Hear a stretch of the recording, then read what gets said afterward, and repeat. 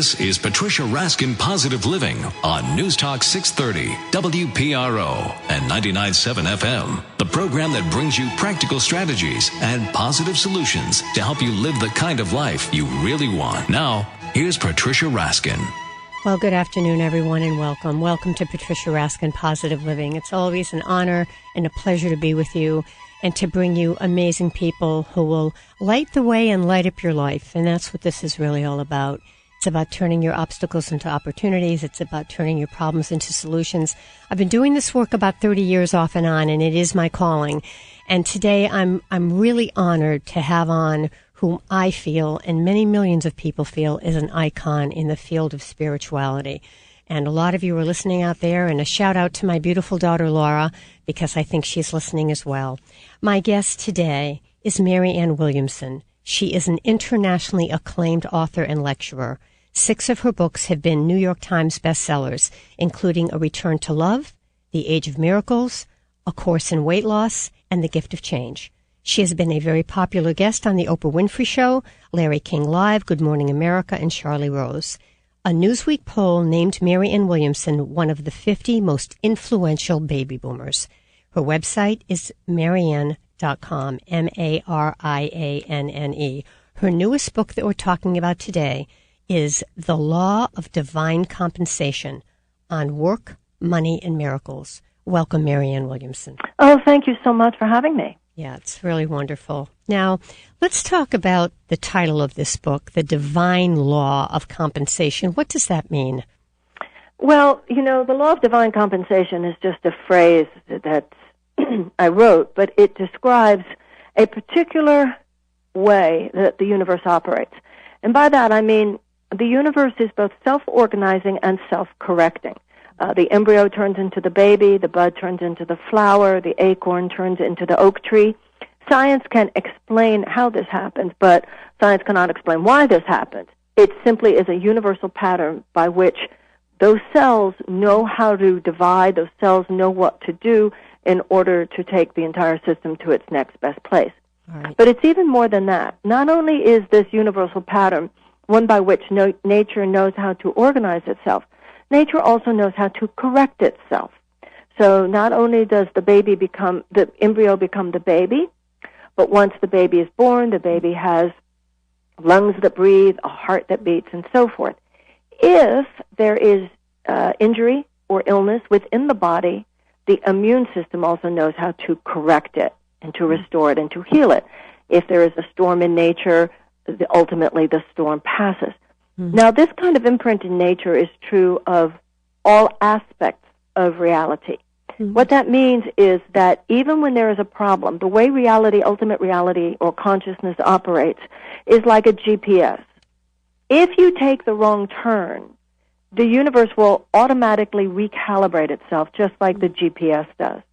So if there is diminishment or lack on a material level, there is within the infinitude of spiritual substance the drive to compensate for that lack. All right, so let me ask you this, Marianne. So someone listening to this might say, yes, but I just lost my job. Right. Or I'm really afraid and I'm not seeing the compensation. It's not coming to me. Right. The problem most people make is that we meet a limited condition with limited thinking. The spiritual power of divine compensation is invoked when we meet limited circumstances with unlimited thought.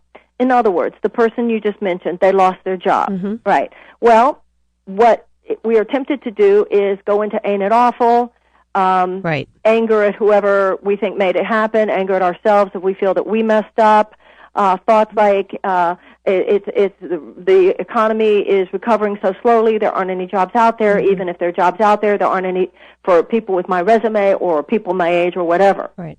So when you say I just lost my job, if your attitude is that the only reality you believe exists is the material one, and you see that you yourself have less of the pie, then of course you are tempted to think the most dire thoughts. And then your thoughts conspire with the reality of the circumstance, and that's when we go into this downward emotional spiral. So what do you do? What should you hold do? on. So going into the downward emotional spiral, then we become people who are actually less likely to be able to get the job because we carry an energy of poor me rather than an energy of, hey, baby, I'm starting over again. So when you say, what do? You know, in the spiritual, in the world of spiritual journeying, it is not about silver bullets. What do I do? Spiritual power has to do, first of all, with what do we think. And it's that tweak. The miracle is a shift in perception before it's a shift in behavior. And we realize if you have the view that there is a world beyond what the physical eyes see. You know, when you and I look at a table, our physical eyes tell us it's solid. Well, scientists can actually prove that it's not solid. It's mainly empty space. Yes. So with all aspects of reality, there is much more than what our physical eyes can see. And from a perspective of the spiritual, the world is infinite. The universe is an infinite opportunity-creating machine. And so the work of spirituality is to train our minds to the realization that there's always more than meets the eye, even if I lost my job, even if I don't have the money that I need, even if everything on a material plane looks awful, I can ask for a miracle. I can recognize that I can change my thinking to, even though I lost my job, I did not lose my calling. Even though I lost my job, I did not lose my value. Yes. That is given me by the very fact that I was born as a creation of some higher divinity.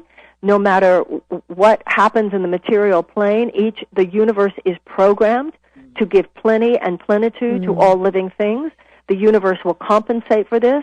And that psychological and emotional effect then actually creates the behavioral patterns by which you get up in the morning and you start again. You know, many Fortune 500 companies were founded during recessions. So it's really about the way we think and the way we perceive, Marianne. Absolutely, entirely. It's all about that. You know, I want to share a quick story that just happened to me this morning, and it was so beautiful. I said, this is the law of divine compensation. I have to share this on the air with Marianne Williamson. Someone last night delivered me flowers, and my birthday's coming up, so I thought, great, they were outside my door. I bring them in. They're for my neighbor because although we're on the same street, the numbers are mixed up, so people often bring things to me instead of her. So I called the florist last night. I knew they were closed, and I explained the whole thing. I said, you've got the wrong number. It's down the hill. Next thing I know is I told her, I'm going to the gym in the morning. I'll be back at a certain time. You can pick them up. I'm pulling in, not at the exact time I told her, probably 10 minutes later. I'm pulling in, and there's this lovely woman at the door. And she says, I've come for the flowers. I said, of course. And she has these beautiful flowers in her hand. I thought, that's interesting. So I handed her the flowers. She said, I'm so sorry. The numbers are mixed up. And I said, oh. And she says, and these are for you. And she hands me a vase of gorgeous tulips and says, if I take something away, I want to give something back. God, what a beautiful thing. Wasn't that gorgeous? Yes. What a beautiful woman. Truly. That's high. That's big. That's beautiful. Great story. I mean, I was stunned. So well, because you had done the right thing. I mean, some people would have been tempted to just keep the flowers and go, well, you know, they came to me. Maybe the universe meant them for me. Right? Yeah, no, I don't think that way. No, I just not. Which is why I got the tulips. Right, exactly. That's exactly my point. Yeah. So Marianne, something that, and I struggle with this as an entrepreneur, you know, that whole thing about, a client will go away and then, will a new client come in? And although we know a new client will come in, we don't see it. On the material plane, we don't see it. So I will tend to panic. And of course, I do the right things. I go out and look and talk to people, and it comes in. But there's that fear, and I know I'm not alone here. So I'd love your advice for me and the listeners. Whenever we see a lack and we get scared, how you can help us. Because there's a story in the New Testament. Yeah. And it's where Jesus says you can build your house on sand or you can build your house on rock. And if you build your house on sand, then the winds come and the rains come and your house gets blown away. If you build your house on rock, no matter what winds or rains come, your house will remain firm. Now, the world of sand, the metaphysical meaning of that story, is that the world of sand is the world of the human circumstances, the shifting winds and rains. Sometimes you have clients, sometimes you don't. Sometimes you have a job, sometimes you don't. Sometimes you have the money, sometimes you don't. If you base your sense of self on those changes, then you're blown away. Yeah. Every time the sands shift. Yeah. If you build your house on rock, I'm sorry, which is what a spiritual journey gives us through meditation, mindfulness, prayer, whatever your spiritual journey is, you're not basing your sense of self, your sense of what's happening, is not based on every little change or even every big change of physical circumstances. That's a very stressful way to live. Yes. And so the point of a spiritual practice is to get to the point where your house is built on rock. Sometimes the clients are there. Sometimes the clients are not there. But the love that you can give and the love that you can receive is always there. Your value as a human being does not change according to whether or not you have clients. And to the extent to which you can stand on that ground within yourself, the counterintuitive fabulousness of all this is, number one, you will not get emotionally damaged and completely sent into panic the way you otherwise would, and also it will actually increase the probability. It will increase the attraction. That's what the law of divine compensation is. Yes. If you need another client in order to live at the abundant state, which is your natural inheritance, they are on the way. Your being in a panicked, reactive place will not make that happen.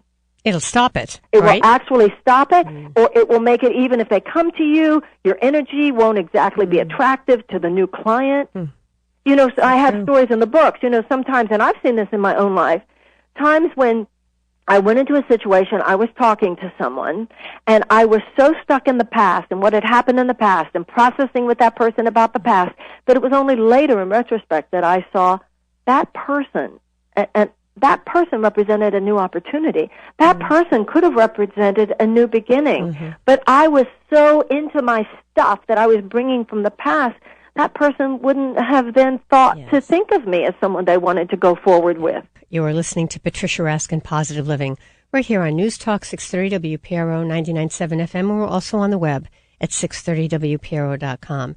And as I said in the first segment, I'm very honored to have on the program with me live by phone from California, Marianne Williamson. She's the author of the new book, The Law of Divine Compensation, on Work, Money, and Miracles. Again, Marianne Williamson is an internationally acclaimed author and lecturer of 6 books. She's been a guest on major talk shows, and the Newsweek poll named her one of the 50 most influential baby boomers. You can log on to Marianne.com, Marianne.com. Welcome back, Marianne. Thank you. All right. And folks, if you'd like to call in with your questions for Marianne Williamson, she's with us live by phone, 438-WPRO-9776 or 800-321-WPRO-9776. All right. You have an exercise in your book, this book, The Law of Divine Compensation, which I loved, where you ask leaders to make a list of every person they've worked with in their past, to see them as if they were lining up in a movie. And you say the point is to see what lesson you may have learned so that you will repeat it or you don't repeat it. You say to bless, apologize, and forgive, and then do your best. Look at what you could have done differently. Explain that. Explain how we bring in the good in that way. Well, the idea here is that relationships are assignments. They are not accidental. We meet people with whom we have on some level the maximal opportunity for growth. So in all of our lives, we can look at situations where we would go, I'm proud of the way I behaved, and other situations where we would say, well, I really wasn't as nice as I might have been, I wasn't as integrous or whatever as I might have been. And there is an incredible universal spiritual theme called atonement. The Catholics do this in confession, the Jews do this in a day called Yom Kippur. 12-Step Recovery Program is a program of amends. It's the idea where you go back to where you realize that you made a mistake, and you, in recognizing your error and taking responsibility for it, making amends where necessary, you actually change the set of probabilities going forward. And so often in our past, you know, we're all big on these days on looking in our past for all the people that hurt us and how we were victimized and how we were wounded. But sometimes we don't give enough attention to looking at our past for places where we might have wounded others. where we might not have been so good to others, and where others might have felt as hurt by us as in other situations we felt hurt by others. And when we do this, we complete with the past. You know, the law of cause and effect means that for every thought there is an effect. In spiritual terms, Buddha was born before Jesus, and Buddha described the action and reaction of the universe. There's an action, then there's a reaction. There's an action, then there's a reaction. And then 500 years later, and that's what all the great religions do, is they represent a different, it's like the world of religion and philosophy is like a kaleidoscope. And then when Jesus came 500 years later, the concept of grace is that in a moment of grace where you honestly recognize the deeper truth, which sometimes includes your realization of your own errors, you reset the line of probability. Yeah. And so when you look back on your past, if you really want to clear out your present, you realize only the love given was real, only the love received was real. And for you to actually recognize, you know, was I giving or was I taking? Was I kind or was I not? And atone for the error. It has a genuinely miraculous effect on your present. You also say that miracles arrive from conviction, that you must stand on your principle, and that if you do that, that the miracles will come. Yes. Yes, there's a line in the Course in Miracles that says that miracles arise from conviction. It's a powerful thought that conviction is a force multiplier. But if you look at the people who have achieved great things, I mean, look at the great, you know, they had conviction. Even when you and I were talking earlier, and I pointed out that many Fortune 500 companies were founded during times of recession. They were clearly founded by people who did not allow their entire emotional and psychological structure to get blown away by the fact that there was a recession going on. They had conviction behind their product. They had conviction behind their capacity to be of service, to contribute. And unfortunately, some of the really terrible things we see in the world come from the perverse conviction of hatred. Yeah, which just happened in Boston. Thank you very much. They had conviction. It was a weird and a horrible conviction.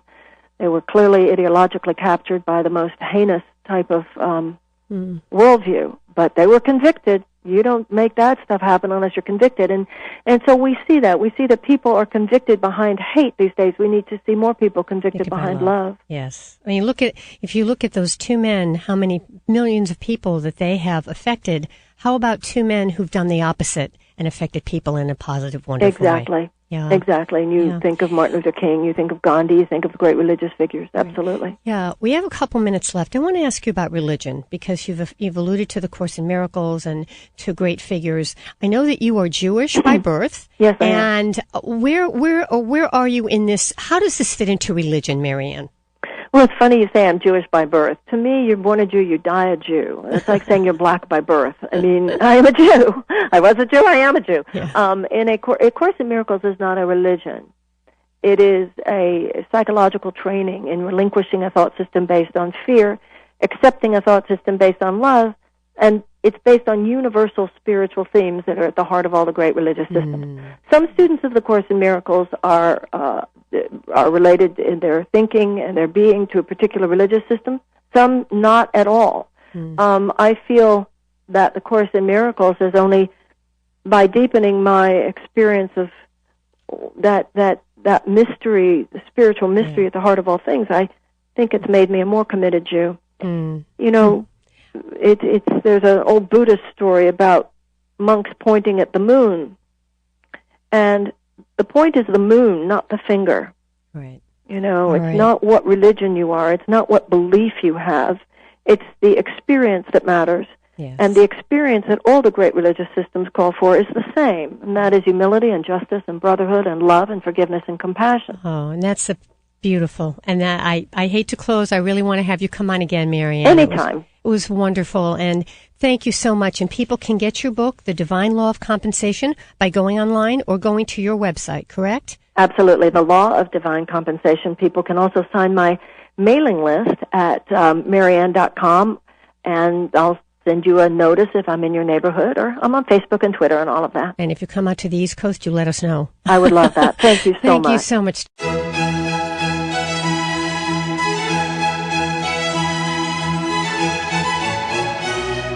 This is Patricia Raskin Positive Living on News Talk 630, WPRO, and 99.7 FM. The program that brings you practical strategies and positive solutions to help you live the kind of life you really want.